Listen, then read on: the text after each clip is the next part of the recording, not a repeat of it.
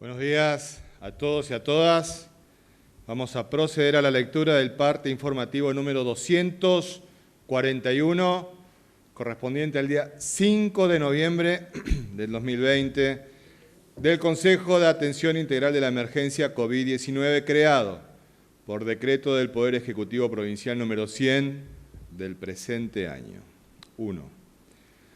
En las últimas 24 horas, se han realizado 272 test de vigilancia y búsqueda activa de casos, arrojando 4 de ellos resultados positivos a coronavirus.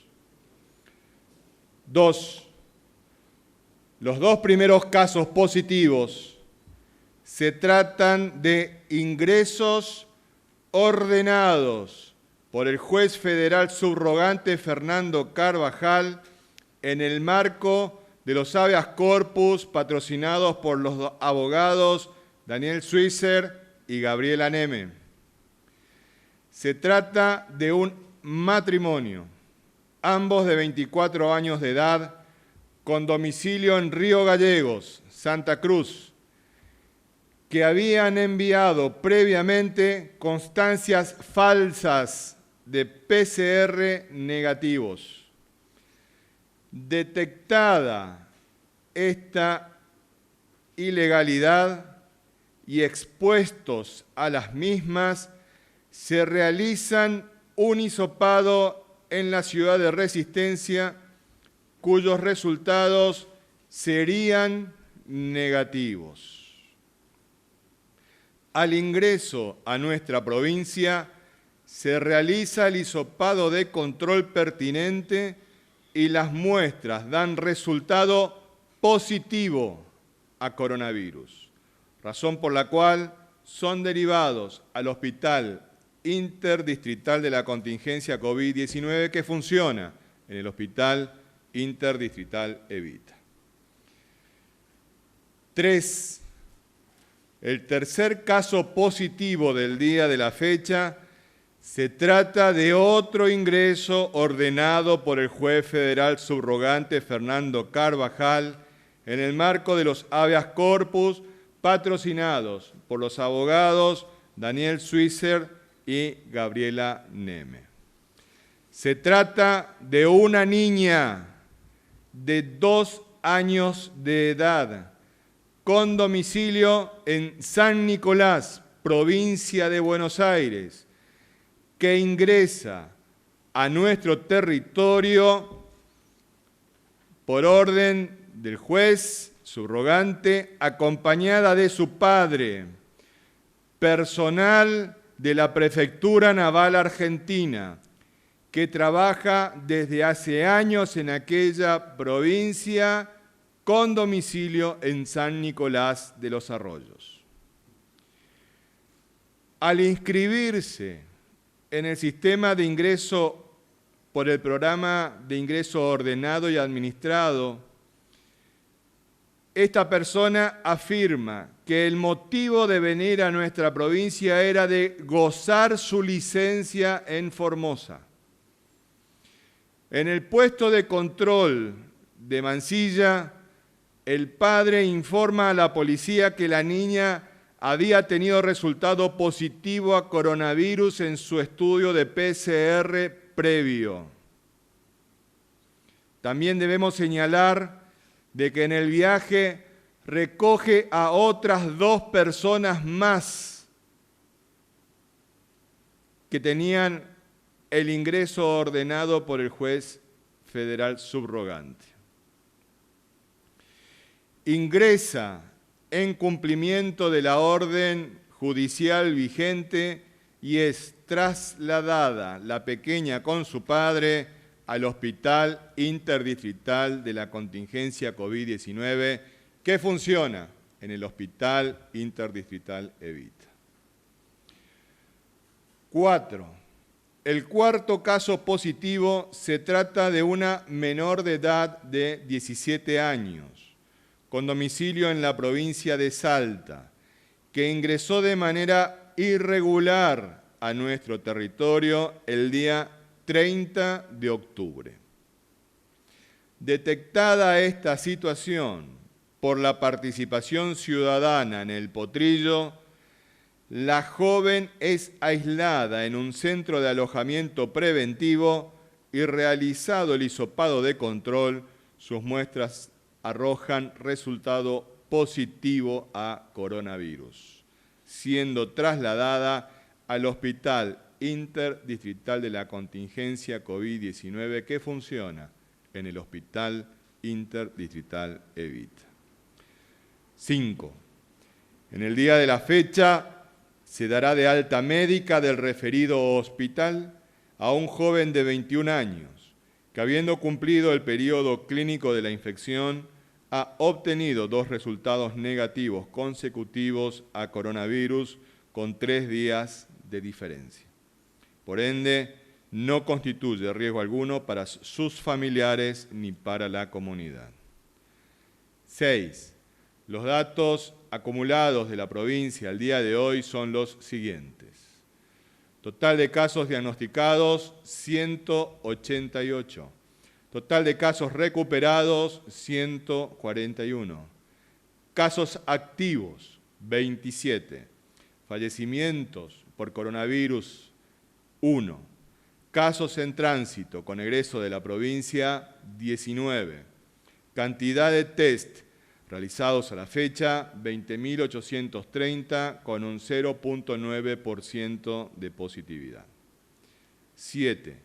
Con relación al bloqueo sanitario vigente en Clorinda, los datos actuales son los siguientes. Casos diagnosticados, 47. Casos activos, 13. Casos diagnosticados en julio 2, en agosto 2, en septiembre 10, en octubre 22, en noviembre 6. Personas en cuarentena en Clorinda, 77. 8. Los números de las últimas 24 horas relativos a la tarea preventiva que lleva adelante la policía en toda la provincia son los siguientes. Ingreso de camiones de carga, 700. Control en la vía pública, 14.236 personas y 9.501 vehículos. Infracciones, 181 vehículos por restricción de circulación y patente y 402 personas por restricción de circulación y no uso del barbijo. Ingresos irregulares judicializados, 1. Incumplimiento de corredor sanitario por transportista, 1 más un contacto en estudio. 9. Con provincianos, los 4 casos positivos del día de la fecha vuelven a ratificar el enorme riesgo epidemiológico que significa el ingreso de personas a nuestro territorio proveniente de lugares con circulación viral comunitaria. La complejidad de esta situación se ve agravada por el mecanismo de ingreso judicial dispuesto por el juez federal subrogante Fernando Carvajal, ya que la masividad de los ingresos ordenados por este, así como la premura que exigen cumplimentarlos, pone en máxima tensión la capacidad de la provincia de garantizar el cumplimiento de los protocolos sanitarios que resguardan la vida y la salud de la población. El bien mayor que debe ser tutelado siempre es la vida humana, más aún en tiempos de pandemia. En este sentido, nada ni nadie puede estar por encima de la vida de los formoseños y de las formoseñas. No bajemos los brazos, más unidos que nunca, más firmes que nunca. En Formosa no se rinde nadie. Este ha sido el parte informativo del Consejo de Atención Integral de la Emergencia COVID-19. En relación a los aspectos económicos que siempre son importantes en este marco de una pandemia porque a todos nos afecta, nuestro ministro de Economía, Hacienda y Finanzas, el doctor Jorge Oscar Ibáñez, nos brindará la información respectiva. Doctor. Muy buenos días a todos y a todas. Queremos informarles hoy en forma abreviada, pero clara y concisa, las inversiones que el Tesoro de la provincia de Formosa ha realizado desde el comienzo de la pandemia hasta el día de hoy. Es decir, son 7 meses aproximadamente.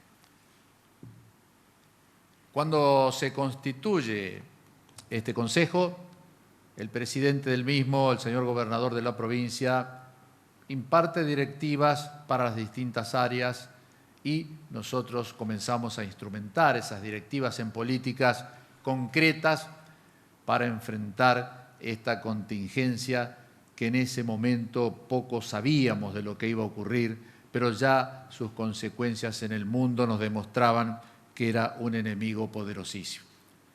Nosotros recibimos, por ejemplo, la primera directiva de realizar el equipamiento del hospital monovalente para la atención de la emergencia COVID-19.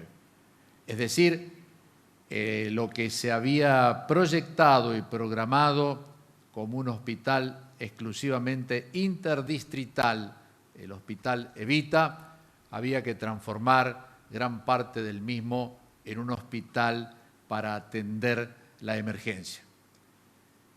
Allí salimos no solamente la provincia de Formosa, sino distintas provincias argentinas a adquirir equipamiento para la atención de pacientes con COVID. Es así que para comprar respiradores en esos primeros meses era una carrera contrarreloj, no había en la Argentina, había que comprar en China, etcétera, etcétera, etcétera. Nosotros teníamos como anécdota respiradores adquiridos a una fábrica de la ciudad de Córdoba, pero posteriormente la misma recibe la directiva de producir exclusivamente para el Ministerio de Salud Pública de la Nación. Es decir, respiradores que estaban señados no nos podían entregar en esa oportunidad. Otro de los ítems importantísimos que había que cumplir era proveer de una flota de ambulancia especialmente preparadas para el traslado de pacientes COVID-19, que no son las ambulancias comunes, son aquellas que tienen un equipamiento muy particular, cuentan con respiradores portátiles, etcétera, etcétera. Esto se provee, se compra rápidamente, se adquieren las ambulancias y luego el equipamiento se hace en otra ciudad de la Argentina. Otro punto importantísimo era prever sitios alternativos de alojamiento para pacientes leves de COVID-19 para cuando los hospitales estuvieran saturados de pacientes, comenzar a derivar a esos sitios alternativos. Y así comenzamos a equipar lo que es nuestro estadio cincuentenario, lo que es el Estadio de Argentinos del Norte, en la ciudad de Clorinda, y algunos otros lugares de la provincia que también están en miras de ser equipados si llegamos a esa alternativa. Reforzar los planes alimentarios provinciales, y así se reforzó partidas para el Plan Nutrir, también para el área de comestibles, una tarjeta de la provincia, es decir, reforzar los planes sociales de la directiva. Garantizar la compra de insumos y medicamentos específicos para atender la contingencia. Todos salimos a comprar medicamentos para atender pacientes COVID-19 y también los precios, por supuesto, comenzaron las especulaciones de siempre. Readecuar y ampliar las partidas presupuestarias de las áreas de salud, seguridad, educación y fundamentalmente el área social. Estos fueron a grandes rasgos las primeras instrucciones que teníamos que llevar a cabo de distintas áreas ante esta emergencia que de golpe apareció y que desde el punto de vista económico no estaba prevista en ningún presupuesto. Es decir, había que readecuar las partidas y había que ver qué gastos podíamos dejar de hacer para invertir en este ataque decidido a la pandemia del coronavirus. Y a la fecha tenemos estos grandes rubros que les voy a ir detallando rápidamente en qué consisten. El rubro equipamientos, por ejemplo, ha insumido hasta la fecha 950.912.732 pesos. En equipamiento fundamentalmente está la inversión que a través del Fondo Fiduciario Salud se realizó para el equipamiento no solamente del hospital de la contingencia que funciona en el Interdistrital Evita, sino también equipamiento para otros hospitales como es el Hospital de Alta Complejidad Juan Domingo Perón. Por ejemplo, la ampliación y readecuación del laboratorio de medicina molecular. Eso también tuvo un costo importante. También la compra para equipar hospitales con distintos tomógrafos y aparatos de avanzada necesarios para hacer análisis a estos pacientes que se fueron adquiriendo. También tuvimos en equipamiento la provisión de camas, colchones, sábanas, etcétera, para distintos centros que se iban adecuando. También equipamientos de refrigeración. No se olviden que uno puede colocar en un estadio las camas, los demás insumos, pero debe tener en cuenta que hay que mantenerlos a una refrigeración adecuada para esos probables pacientes leves que allí puedan ser derivados. También la provisión de equipos sanitizantes y de desinfección. Ustedes deben haber visto túneles raros de ingreso a la provincia, de ingreso a determinados organismos. Bueno, esos se adquirieron también. Y con respecto a Fontex, además de transformarse prácticamente en una fábrica de elementos de bioseguridad, es decir, cofias, botitas, camisolines, esos monos blancos que vemos que utilizan, todas esas cosas, fue necesario, porque no dábamos abasto con la fabricación local de tapabocas, adquirir un equipamiento a China, que es la máquina que hoy funciona, son dos máquinas en tándem, que fabrican en forma automática los barbijos, de tal forma de poder proveer sin ningún tipo de inconvenientes y a un costo mucho más bajo que los barbijos que se ofrecen de plaza, tanto al sistema de salud provincial, también al sistema de seguridad, docentes, etcétera, etcétera. Este sería el rubro, es decir, los principales ítems de este rubro equipamiento. Hemos agrupado en un segundo punto a todo lo que es medicamentos, insumos médicos y elementos de bioseguridad. Allí, como su nombre lo indican, indudablemente que hubo que adquirir muchísimos medicamentos e insumos exclusivamente para este combate con el coronavirus. Y los elementos de bioseguridad que nosotros no producimos también los hemos adquirido a empresas de la Argentina.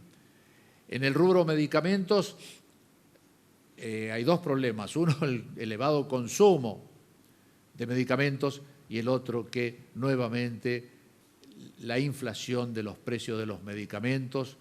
Todos los conocemos por ir a la farmacia a comprar todos los meses el mismo medicamento. Es decir, se dispararon algunos precios. En insumos médicos pasó exactamente lo mismo. Tenemos un grupo muy importante de insumos médicos descartables. No se pueden utilizar 2 veces, 3 veces. Muchos de los insumos se utiliza una vez y luego pero no se arrojan a cualquier tarro de la basura. Hay todo un procedimiento, tanto para resguardarlos como para eliminarlos, para evitar todo tipo de contagios. Es decir, todo esto se adquirió exclusivamente para el COVID. Otro de los rubros para señalar es el de contención, aislamiento e internación.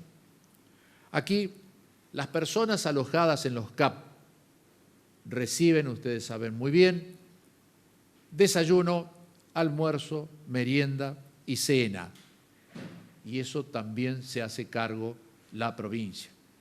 Hablo de aquellas personas que ingresaron autorizadas por este Consejo. Otros gastos también tienen en esos centros que son relativos, por ejemplo, a todo aquello que hace a la higiene personal de todas aquellas personas que están alojadas, a la higiene de los edificios, todo aquello que hace a la ropa de cama, a las toallas, a la vestimenta, a las zapatillas, a todo aquello que se le da a una persona que allí está alojada, que indudablemente tenemos que comprarlo también para esta emergencia. PCR hisopados.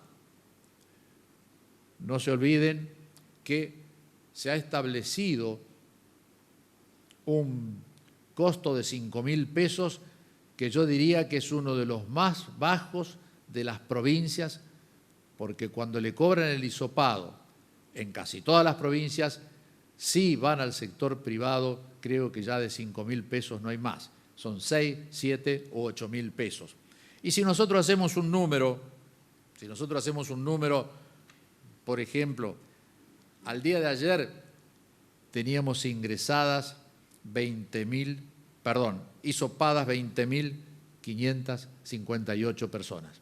Multiplíquela por 5.000, pero tienen que tener en cuenta que luego muchas de estas personas que dan positivos no hay que multiplicarlo por 1, sino que hay que multiplicarlo por 3, 4 o 5. Pero 20.558, ¿verdad?, ya multiplicado por 5.000 da una cifra de varios millones. Por lo tanto, este tema del PCR también es un tema que debemos tener en cuenta al momento de evaluar los montos totales de inversión en esta pandemia. Después tenemos, por ejemplo, las personas que están internadas en el hospital de la contingencia, en el Hospital Evita. Estas personas tienen un costo operativo promedio por paciente por día de internación de 56.397,83 pesos. Además de este costo de internación, le sumamos, para hacer un cálculo rápido, 3 hisopados de 5.000 pesos y ya está el costo en 70.000 pesos o más. Pero ¿qué pasa? Que muchas de las personas contagiadas no solamente tienen COVID, sino que el sistema atiende otras patologías y esas no están contempladas acá. Ejemplo, hubo un paciente que se le colocó un marcapaso y otros pacientes que han sido atendidos por otras patologías. Entonces, esto de los 56.397 pesos por día es solamente la atención de un paciente que está en terapia sin ningún tipo de otra atención. ¿Y qué cálculo hacemos? Bueno, esto contempla todos los gastos del hospital, los saberes y guardias del personal, medicamentos e insumos, servicio de alimentos, seguridad, recolección de residuos patogénicos, insumos y productos necesarios para el mantenimiento, etcétera, etcétera, etcétera. Siendo los días promedio de internación que llevábamos hasta el día de ayer de 19 días por paciente. Multipliquen 19 por esta cifra, más los hisopados, y van a ver que la cifra nuevamente es de varios millones de pesos. Con respecto, estamos en el rubro de contención, hemos tenido en el interior de nuestra provincia, por no tener los mismos lugares que a veces hay en la ciudad capital, es decir, de muchas ONG, de muchos clubes que tienen alojamiento, hemos tenido que alquilar. Hemos alquilado los hoteles de esa localidad. El caso de Clorinda, con el Embajador, el Hotel del Río, otro hotel más. En el caso Artur, en el caso de General Belgrano, bueno, alquilamos 2 hoteles de General Belgrano. En el caso de Lomitas, hemos alquilado el hotel de Puerta del Sol, para atender allí a quienes deben realizar la cuarentena obligatoria. Es decir, hay alquiler de hoteles en muchas localidades de nuestro interior provincial. Y continuando con este detalle, a vuelo de pájaro, no tenemos no queremos cansarlo con detalles más finos de todo esto que ha sido rendido peso por peso lo que correspondía al Estado Nacional y el 100% de lo que corresponde, por supuesto, a los organismos de control de la provincia. Y aquí tenemos, ¿qué es esto de la asistencia económica? Bueno, por ejemplo, la tarjeta social del Ministerio de la Comunidad, parte del monto está allí.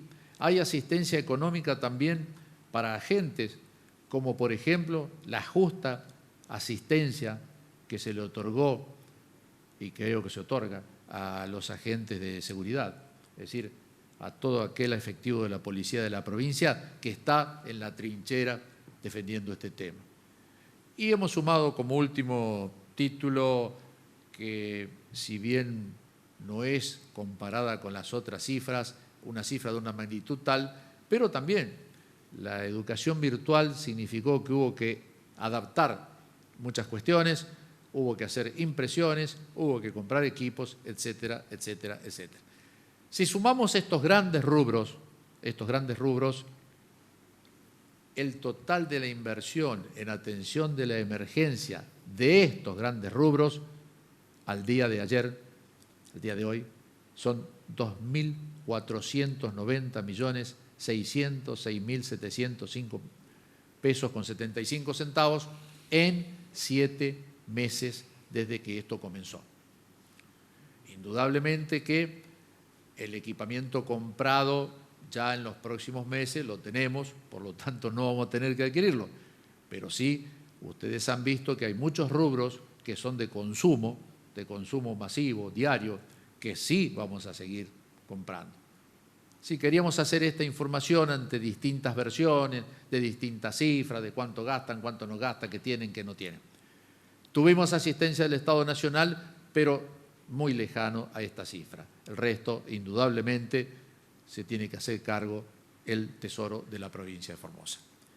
Bueno, para despedirnos, solamente mostrarle algunas fotos que siempre nos mandan. Este es del Centro de Salud del barrio 8 de Octubre de nuestra ciudad, el doctor Marcelo Silva y su equipo, que están haciendo vacunación casa por casa, completando el esquema de vacunas obligatorias. Eso es todo por hoy. Muchísimas gracias por su atención. Muy bien, muchas gracias, doctor. Gracias por despejar esas dudas que intentan permanentemente generar en estas cuestiones que hacen a la inversión transparente que venimos realizando en la provincia de Formosa para proteger la vida y la salud de los 640.000 formoseños. Respecto del estado de salud de los pacientes que tenemos internados en el Hospital Interdistrital Evita, nuestro médico infectólogo, el doctor Julián Vivolini, nos brindará el parte respectivo. Doctor. Muchas gracias. Buenos días. Saludos a todos y a todas.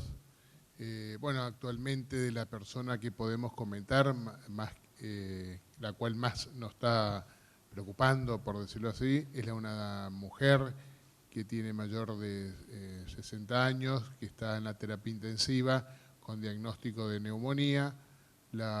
Se encuentra estable, no hubo cambios con respecto al día de ayer, o sea que no tuvo ningún empeoramiento, tampoco hubo una mejoría significativa, pero no hubo un empeoramiento, de lo cual nos interesa cuando las personas están principalmente en terapia. Pero hay que seguir esperando a ver cómo sigue evolucionando, está bajo los tratamientos estipulados por protocolo, tanto el Ministerio de Salud de Nación como los de las sociedades científicas, así que está encaminado su cuadro clínico. Veremos cómo evoluciona. El resto de las personas, aquellas que están con síntomas leves, siguen siendo síntomas leves, como la palabra lo dice, solamente con algunos síntomas como tos, un poco de dolor de cabeza y también la rinorrea. Y el resto de los pacientes están asintomáticos, en buen estado general, sin complicaciones, están esperando cumplir su tiempo necesario de internación para posteriormente hacer los estudios pertinentes y ver si más adelante hay alguna alta. Gracias. Gracias a usted, doctor. Nos parece muy importante en este marco de la pandemia, que no perdamos la perspectiva de lo que pasa en el contexto mundial y regional. No podemos entender la férrea defensa que todos los formoseños y formoseñas hacemos de la vida y la salud de quienes estamos en el territorio provincial si es que no comprendemos qué es lo que está pasando en el mundo. Al respecto, nos va a brindar la información respectiva nuestro ministro de la Comunidad, el doctor Aníbal Gómez. Doctor. Muy bien, muy buenos días. Sí, lo que está pasando en el mundo es realmente grave. Todo lo podemos observar a través de todos los medios, a través de las redes, pero por ahí nos vamos acostumbrando y vamos naturalizando la muerte, que es algo que en Formosa no nos podemos permitir y debemos defender cada una la vida de todos los formoseños. Pero si nos fijamos en el mundo, vemos que tenemos ya 48.136.220 pacientes infectados de esta enfermedad. Y el número de muertos en el mundo asciende a 1.225.913 personas. Y si analizamos lo que pasa en cada uno de los países, podemos observar que se toman medidas realmente muy estrictas y que muchas veces no nos permite valorizar más aún el estado de prácticamente de normalidad que estamos viviendo en nuestra provincia.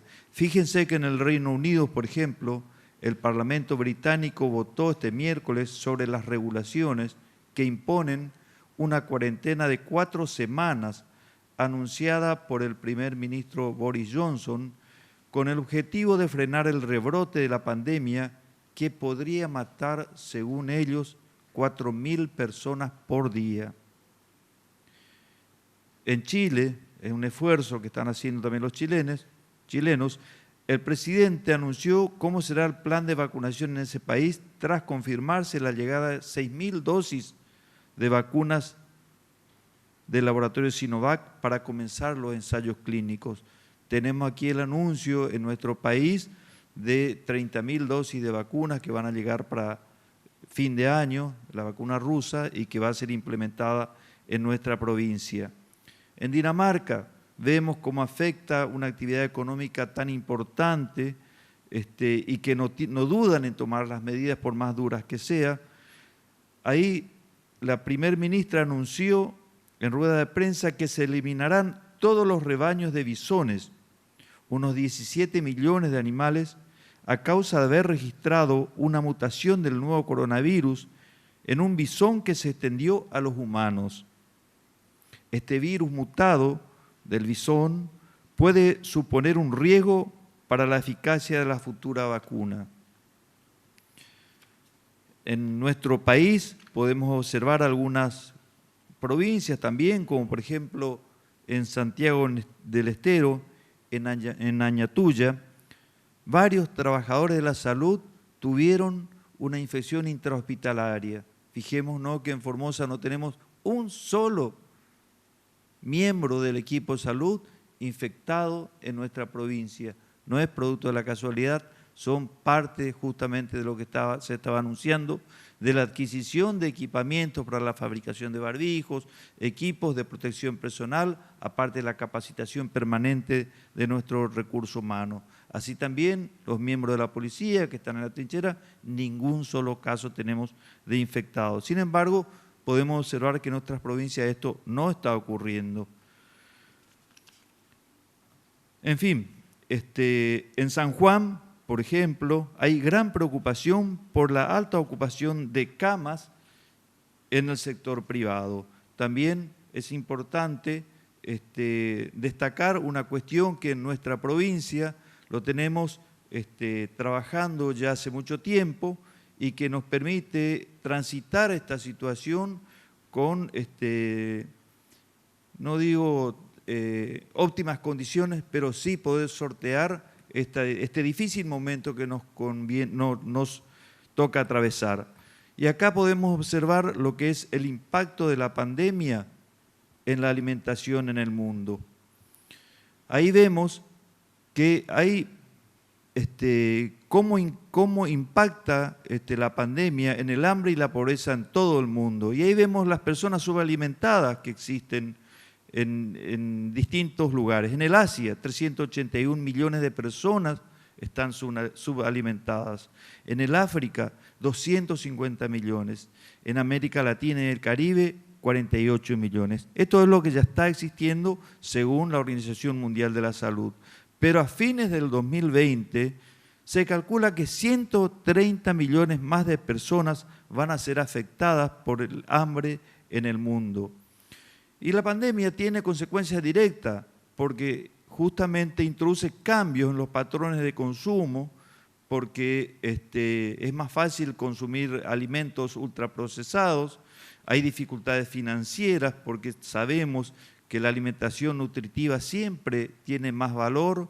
La reducción de la actividad física que nos impone también la pandemia nos lleva a una inseguridad alimentaria, a la desnutrición, pero también al sobrepeso y a la obesidad por los cambios en los hábitos alimentarios y también, por supuesto, por la falta de la actividad. Entonces tenemos los altos costos de los alimentos y que vemos que los alimentos que justamente, que son los más nutritivos, que son las carnes de origen animal, que son los lácteos, los huevos, frutas, verduras y hortalizas, son los más caros y hace que justamente sea más difícil de conseguir ese tipo de alimentos nutritivos y esto hace que se duplique la tasa de obesidad en estos tiempos. La Organización Mundial de la Salud, a través de sus organismos, recomiendan que la nutrición debe tener un enfoque integral y recomienda integrar los sistemas de protección social, dar un enfoque agrícola con apoyo a los pequeños productores, atender la nutrición infantil y adecuar, ¿no es cierto?, lo que es la educación, la comunicación y las estrategias de inversión.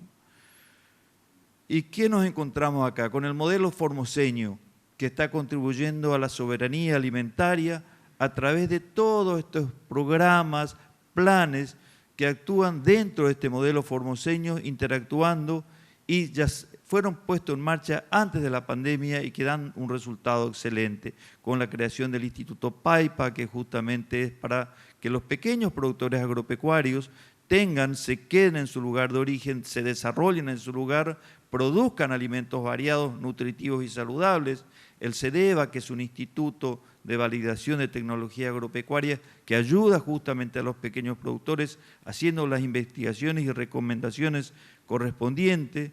La creación del Plan Nutrir en su momento también contribuyó en gran medida porque adquiere en forma directa justamente lo que producen los pequeños productores y pone en la mesa familiar frutas, verduras y hortalizas de producción propio, ayudando a las familias necesitadas, pero también ayudando al pequeño productor.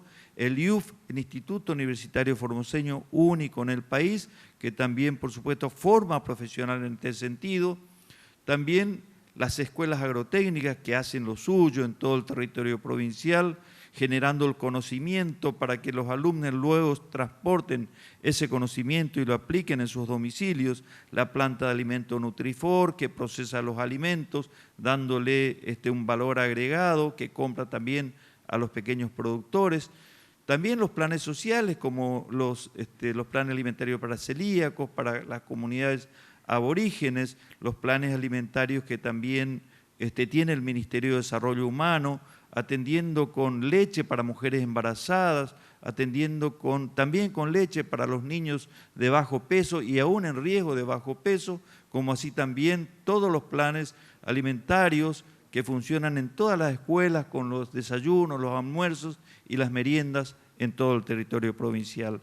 Todo esto hace que realmente tengamos un panorama bueno en este sentido en la provincia de Formosa. Y aquí podemos observar cómo realmente se trabaja en todos los ámbitos con productos alimentarios de todo tipo, con productos frescos, producidos por nuestros paiperos, que a través del Plan Nutrir se están distribuyendo alrededor de 500 toneladas de productos frescos por mes para la población vulnerable. Muchas gracias.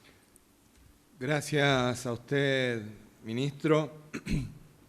nos parece muy importante que en el marco del riesgo inminente en el que nos encontramos, todos conozcamos las distintas estrategias que venimos realizando en la provincia de Formosa para cuidar la vida y la salud de los 640.000 formoseños y formoseñas, a pesar de aquellos que están intentando de todas las maneras posibles romper nuestras barreras sanitarias. Al respecto, para que conozcamos el trabajo que venimos realizando en Clorinda, nuestro médico epidemiólogo, el doctor Mario Romero Bruno, nos hablará de la búsqueda activa de casos en terreno. Doctor. Bien, dentro de los objetivos de la epidemiología y los objetivos sanitarios que han estado marcando constantemente el rumbo que viene tomando la provincia con respecto a tomar decisiones para proteger la salud y la vida de todos los formoseños, justamente tiene que ver con controlar las enfermedades. En este caso estamos hablando del control de la pandemia, evitar el riesgo, el contagio entre las personas, por sobre todo evaluando la eficacia de las medidas preventivas, curativas, que en este caso no las hay, sobre todo como fundamental objetivo favorecer a cada uno de los individuos, de las personas que habitamos este bendito suelo. Dentro de toda esta estrategia, que tiene como objetivo fundamentalmente preservar la vida y la salud de los formoseños, una de las estrategias es justamente controlar las situaciones de mayor riesgo, que estamos hablando de la localidad que está bloqueada de una manera preventiva, considerando que hay transmisión comunitaria. Esta transmisión comunitaria se debe a que los casos que hemos ido diagnosticando no encontramos el contacto o la fuente a la cual pudo haber tenido contacto justamente con el virus, ya sea una persona positiva o un viaje a lugares donde hay transmisión. Entonces, cuando no encontramos ese nexo, se establece que hay una circulación comunitaria. Evaluando la cantidad de personas que ha tenido Clorinda en estos últimos, sobre todo hablando de octubre y lo que va de noviembre, 28 casos. Aproximadamente durante este tiempo se hicieron más de 1.300 determinaciones de hisopados, lo que equivale a decir que estamos en una positividad más del 1,8%, estamos casi llegando al 2% de positividad de todos los estudios que se vienen realizando en Clorinda durante el mes de octubre y lo que va de noviembre. En este sentido, lo que se va a realizar y se está realizando en el día de hoy justamente en el barrio 300 Viviendas es una búsqueda activa de casa por casa. Vamos a intentar durante los próximos días de hisopar la mayor cantidad de clorindenses, que van a realizarse para determinar si son portadores de este virus, así también como vamos a intensificar la vigilancia serológica de anticuerpos de personas que se extraigan sangre por distintos motivos. También vamos a realizar los estudios de serología para ver si tiene algún anticuerpo presente.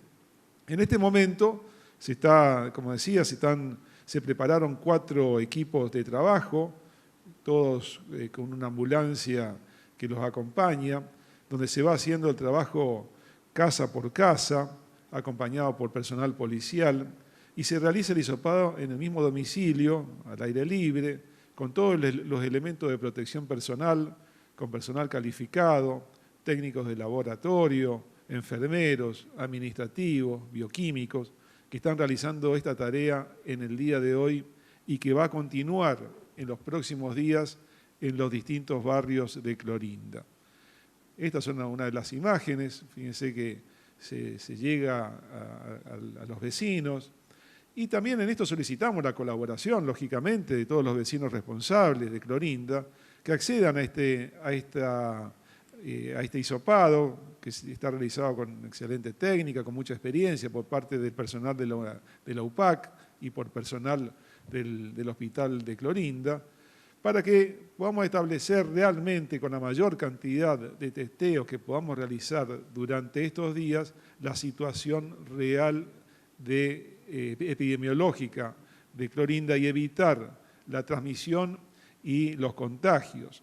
En el caso que lógicamente se detecte un caso positivo, bueno, como seguimos procediendo en todos los casos positivos, se da el rastreo de contactos, el aislamiento correspondiente y los casos positivos son internados en el hospital interdistrital Evita, por ahora, según los síntomas que presente, y durante el tiempo hasta que se realicen los hisopados y que todos sean negativos.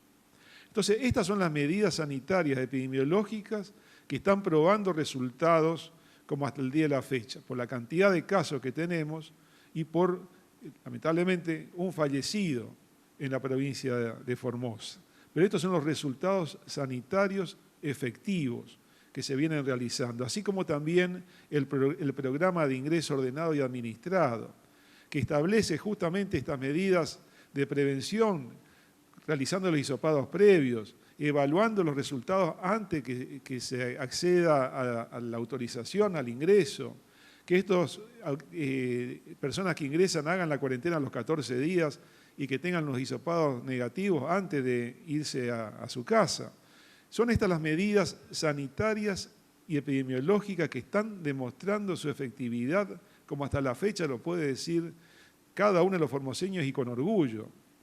Ahora, si se dan otro tipo de circunstancias, como se están presentando y los casos que estamos informando el día de hoy, de 4 casos positivos, 3 personas no ingresaron por el sistema establecido del programa de ingreso ordenado y administrado. De los 4 casos, 3 no ingresaron bajo este régimen que tiene la provincia ya durante varios meses y con estos resultados.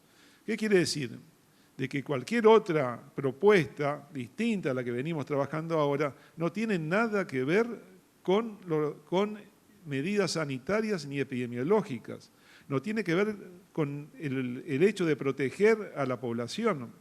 No tiene ningún sentido ni objetivo que persiga ese fin, que estamos defendiendo entre todos y tenemos que seguir manteniéndolos, tanto con nuestra conducta individual, y volvemos a repetir, nuestra responsabilidad de cuidarnos cada uno con las medidas que venimos reiterando, el distanciamiento social, el uso del barbijo, el lavado frecuente de manos, pero aparte de eso, entendiendo y defendiendo esta propuesta que está teniendo Formosa con respecto a priorizar la vida y la salud de cada uno de los formoseños.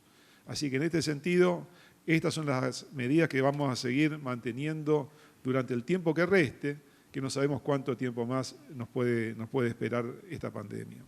Gracias, doctor. Estamos abiertos a las preguntas que deseen formular.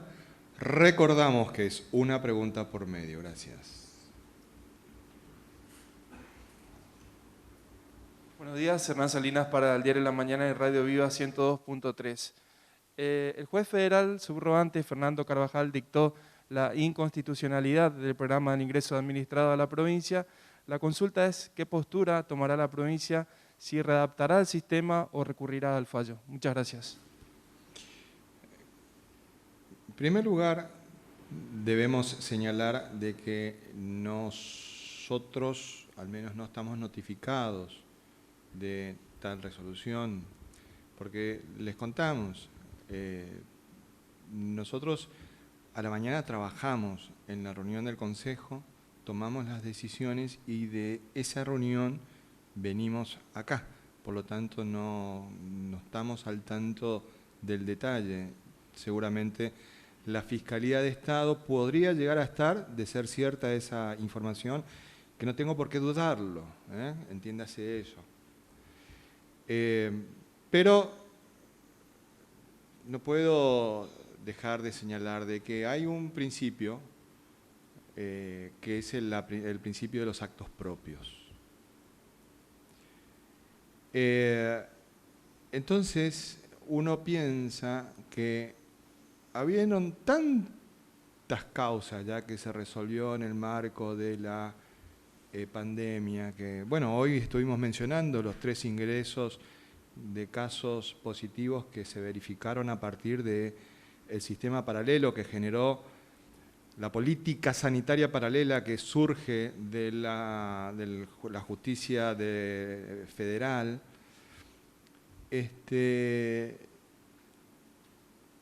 Nunca habló nada de la inconstitucionalidad. Entonces, si hubiera sido inconstitucional, de entrada habría tenido que decir es inconstitucional. Porque la inconstitucionalidad estaba, según esta persona, si es que ahora resuelve la inconstitucionalidad. Claro, allá no era inconstitucional, ahora sí, porque está pichado. Entonces volvemos nuevamente al problema que estamos teniendo, que es la de los vaivenes emocionales que está teniendo esta persona. La bipolaridad jurídica en la que está inserta esta persona, que lo lleva a que actúe de esta manera. En el sistema de ingreso ordenado y administrado seguimos trabajando y nos generó un sistema paralelo. O sea, genera política sanitaria de ingreso a la provincia paralela, que es administrada por el señor juez federal subrogante Fernando Carvajal. Entonces, si nosotros tenemos como facultad no delegada, asumida por la provincia, de el cuidado de la salud, porque la política sanitaria es de la provincia, como lo hemos señalado siempre, nos genera una política paralela. Nos genera una política paralela. Entonces, si nosotros tenemos el ingreso ordenado y administrado, porque somos el poder administrador, o sea, el Poder Ejecutivo tiene la responsabilidad de la administración, por eso es administrado, este sistema paralelo que nos generaron, ayer le decíamos que es el programa de ingreso desordenado y judicializado. Pero a esta altura ya con estos vaivenes emocionales deja de ser desordenado y pasa a ser descontrolado porque está sujeto a las emociones, evidentemente con cimbronazos que viene teniendo esta persona. Pero ahora tenemos una situación que se pone mucho más interesante porque sí nos han notificado de un fallo del Superior Tribunal de Justicia. En la causa Yaluca contra Consejo de Atención Integral de la Emergencia, COVID-19.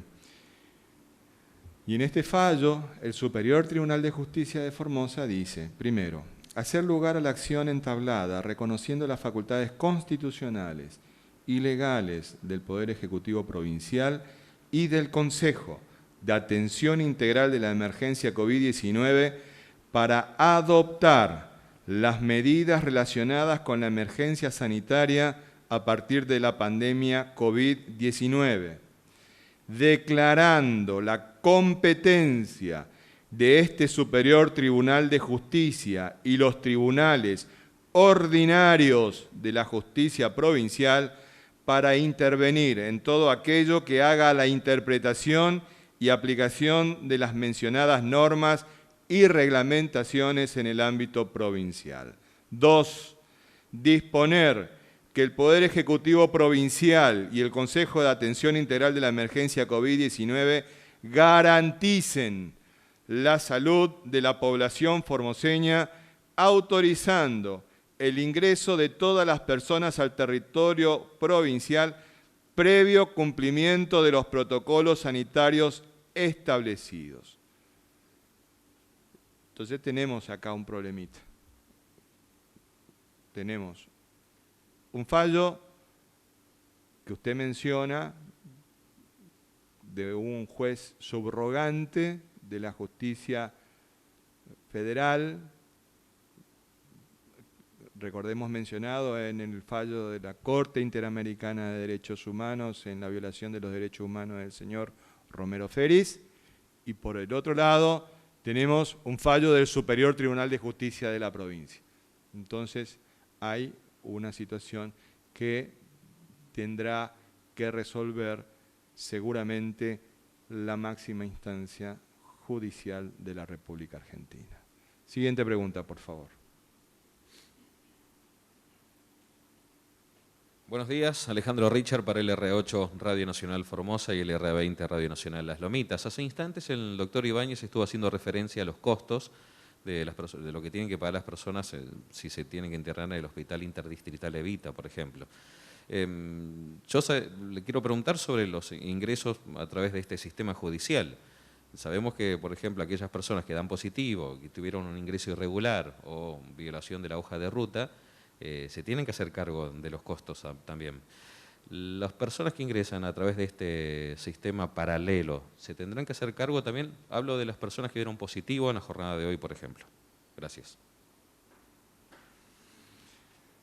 A ver, nosotros qué estamos haciendo con los fallos donde el juez federal subrogante Fernando Carvajal nos ordena que ingrese la gente, no importando tiempo, lugares, no importa, nos ordena nomás. O sea, traen listas larguísimas de personas y nos ordena que ingresen las personas. Como tanto se quejaron de que nosotros le dijimos, bueno, para cumplir esto tienen estos hoteles. Entonces, le ofrecemos a las personas dos opciones. La alternativa gratuita, por así decirlo, que implica el ingreso a la provincia, pero en la fecha en que nosotros tengamos disponibilidad, para cual se le dice, usted tiene posibilidad de ingresar tal fecha en tal lugar, ya se le dice a la persona. No es que, o sea, anoche se terminó de notificar a los 400 y pico de esta situación.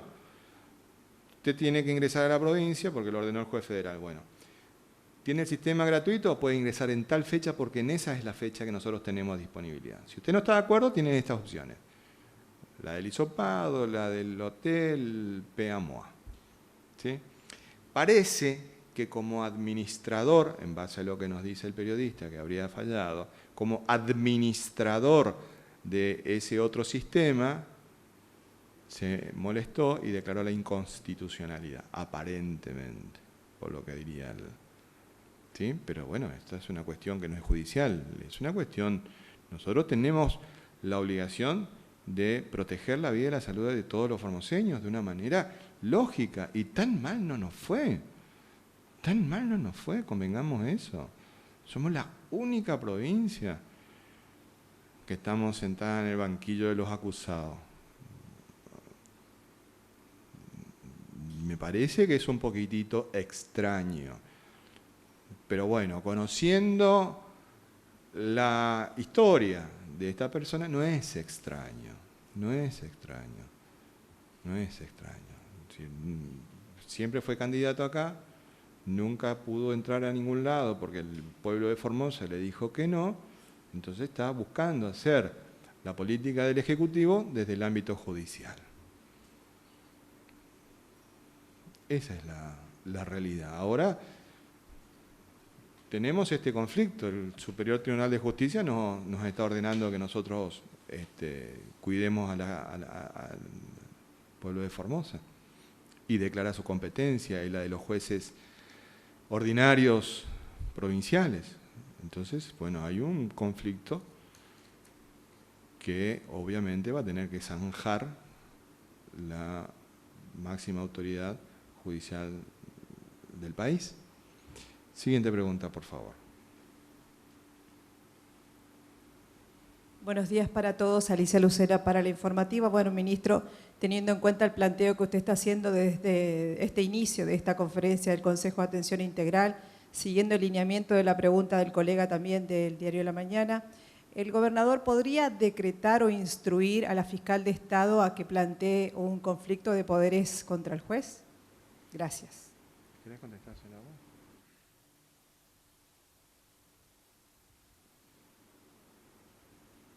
Le consulté al doctor Ibáñez porque él tiene más experiencia que yo, se recibió antes de abogado que yo.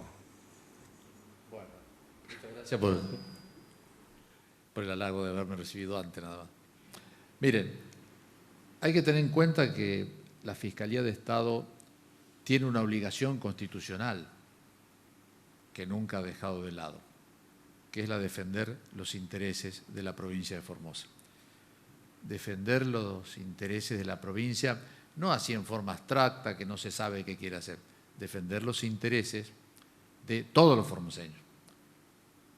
Entonces, a partir de allí, si la Fiscalía de Estado considera necesaria una presentación ante el tribunal que fuere, dado de que, de acuerdo a lo informado acá por el compañero ministro, hay un fallo del Superior Tribunal de Justicia, de la máxima autoridad judicial de la provincia de Formosa, donde le dice al Poder Ejecutivo y a este Consejo, ustedes son competentes.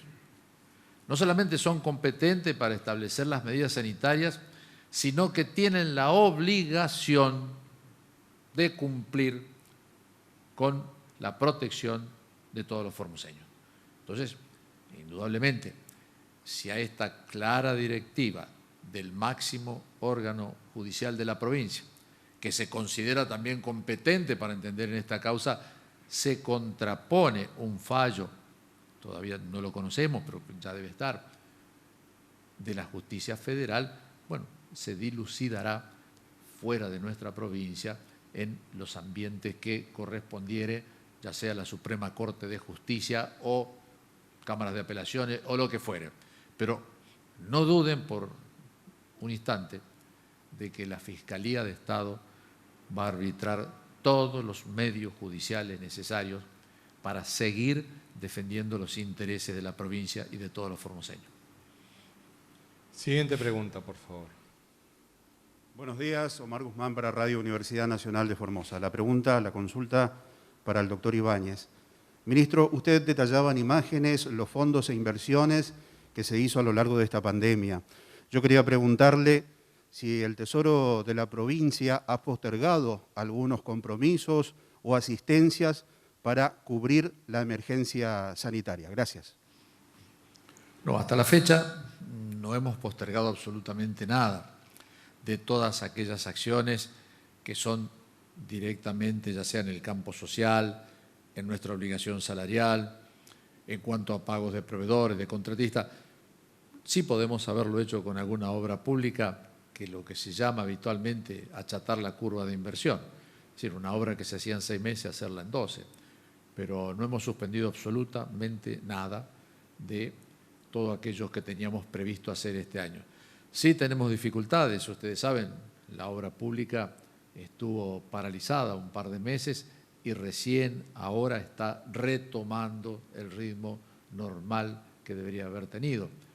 Es decir, tuvimos allá el mes de abril, el mes de mayo, realmente sin certificación de obra pública, pero a nosotros la pandemia nos ha puesto en una situación presupuestaria también delicada, de controlar gastos, de hacer muchos números, pero lo que le repito, lo que digo siempre, tenemos una ventaja comparativa con provincias hermanas, que no tenemos vencimientos de deuda grande que afrontar, ni tampoco tenemos vencimiento en moneda extranjera, que es otro de los graves problemas que tiene la provincia. Fíjense que salió una ley del Congreso de la Nación la semana pasada, la cual faculta a ANSES a poder reprogramar las deudas que tienen las provincias.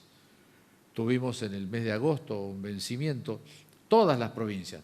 Fueron fondos que ANSES en el año 2016 nos otorgó como crédito en un arreglo de la famosa causa de que nos reintegraban la coparticipación, los 15 puntos, usted recuerda, 3 puntos por año, y por el saldo hasta los 15 puntos nos daban un crédito.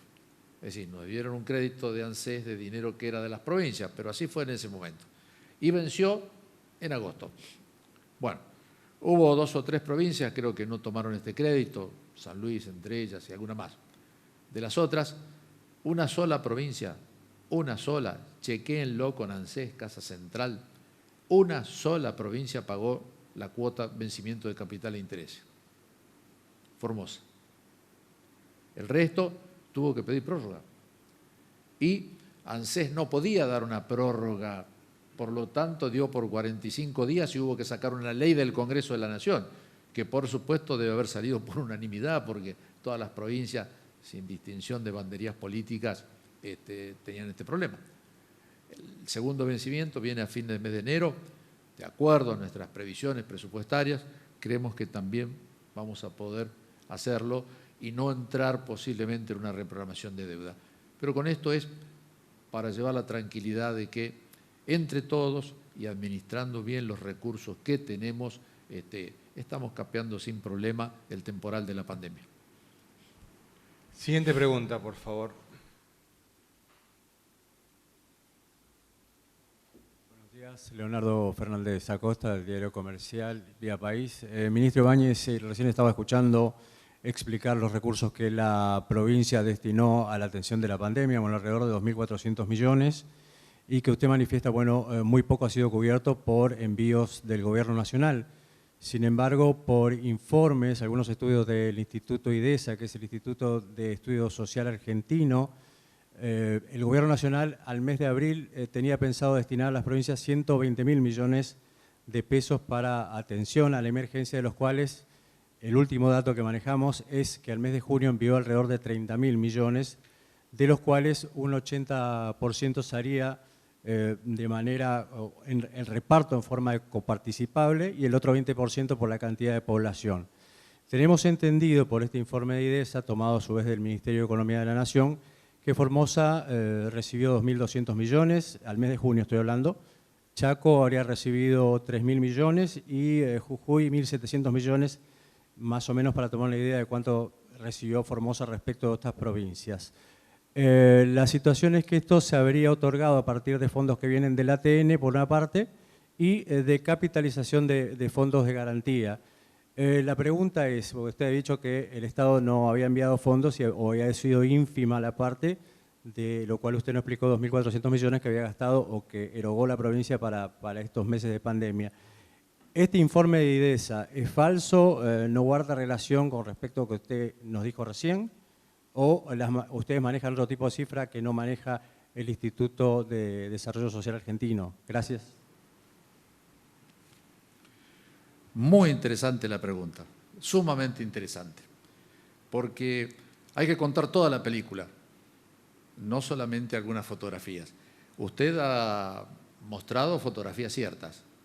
Usted nos dice que el Estado Nacional, a través del, bueno, le agrego yo, a través del Ministerio del Interior, decidió de un fondo de 120.000 millones de pesos hacer un reparto en 60.000 millones de pesos por el índice de coparticipación.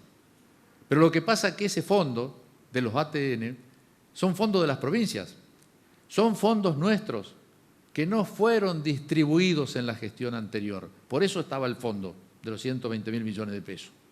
Es decir, nosotros pedimos fondos por distintas circunstancias al Ministerio del Interior, los ATN, que son de las provincias, no son del Ministerio del Interior, tal es así que si no los utiliza, se suman al año siguiente.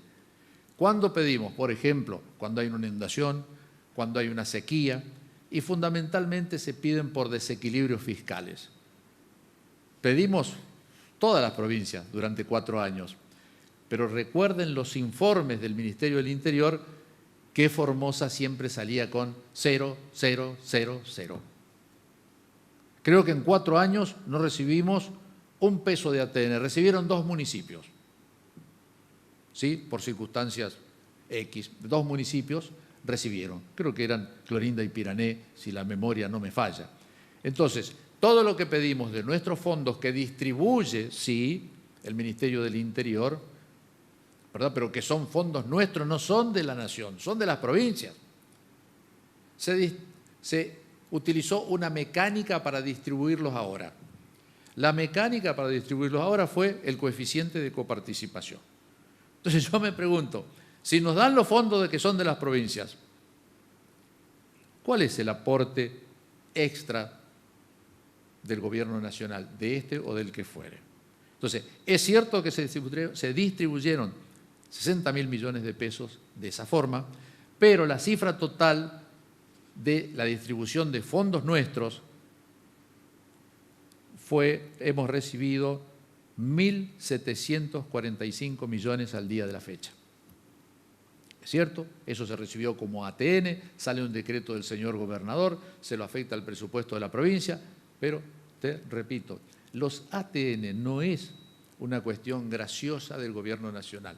Son fondos que son de las provincias que se prevén en el presupuesto para necesidades provinciales.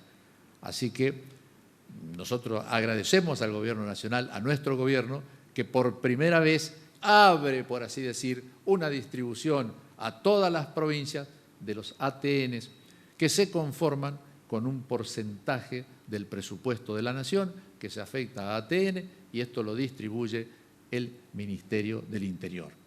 Ahora, el Ministerio del Interior anterior también repartió, si hay que buscar en los archivos, pero repartió casualmente a provincias que eran afines políticamente. Ahora cambió totalmente. Se distribuyen esos fondos por ATN. Y fíjate vos que esos fondos, en este caso, tienen un destino específico que es atender la contingencia, pero podrían ser destinados también, por ejemplo, por el tema de la sequía, por el tema del fuego, por el tema de inundaciones o a premios financieros de cualquier provincia. Sí, son fondos de las provincias que tienen esa caracterización. Por eso que yo les digo, distinto es si el Ministerio de Economía establece una línea de subsidios sacando de su tesoro, ejemplo, subsidio al transporte, subsidio al gas, subsidio a la energía eléctrica, eso sí, son subsidios del Tesoro Nacional.